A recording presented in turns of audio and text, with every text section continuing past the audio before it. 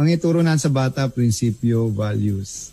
Yes. Tapos kung ano na lang gusto nila matutunan, kung ano man yung subject o mga gusto nila maging, profession, hayaan na lang natin. Huwag na makialam yung ano. Ang problema kasi, pasay na yung sistema yung sistema ng edukasyon. Pilit pa rin ginagamit eh. Di ba? Yes. Yung mga, halimbawa ako, bobo ako sa math, recognize kung hindi ako magaling sa math, huwag nyo na akong piliting mag-aral ng math. Ako din. Saan ako magaling? Doon ako mag-focus kasi hindi ko naman magagamit yan. Humanap na lang ako magaling sa math. Yun na lang ang tumulong sa akin. Kasi kung ikaw lang din naman yung gagawa, tapos hindi mo naman din naintindihan, bakit mo pa, alam mo yun, sabi nga, why study something you don't want to learn? No, bakit mo pag-aaralan sa bagay na ayaw mo naman matutunan? Diba may mga bagay na ayaw ko mo namang gawin, wag mo nang gawin. Oo. Diba focus ka na lang sa anong gusto mong gawin at ano yung gusto mong mangyari.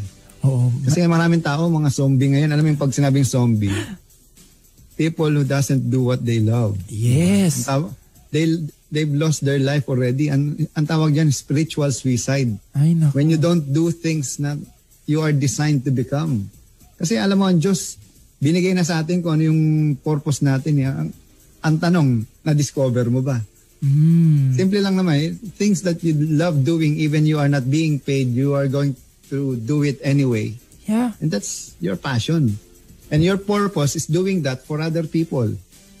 Diba, may isang bagay na kahit di kita bayaran, gagawin mo kasi gustong-gusto mo. Yun yung passion mo. Yun yung purpose mo. Yung passion na yan, ginagawa mo para sa ibang tao. Kahit di ka bayaran. Tama. Importante dyan, sir, no? Na-remind mo ako na to really do something that you love and at the same time, do not think about the profit or the earning. Do something that will serve the purpose of your life. Maikwento ko lang, sir.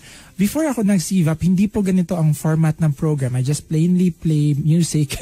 And then, I was just so motivated sa CVAP that I felt, why don't I redesign or propose in time for the celebration of the anniversary ng radio station na approve naman. And sabi ko, kailangan kong ma-rechannel ang aking energies kasi dati, to be honest, sir, I dislike interviewing.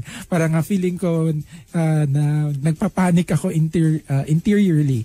But you made me feel na gawin ng isang bagay kahit mahirap at dahil ito ang gusto ko at ang purpose ko. So, thank you, sir. You've made me, in the entire CVAP journey, a more driven person this time. Yes, congratulations, no? Yan naman ang gusto ko eh. You bring out the best in you and become the greatest version of yourself. Alam mo, lilipas lang naman ang panahon eh.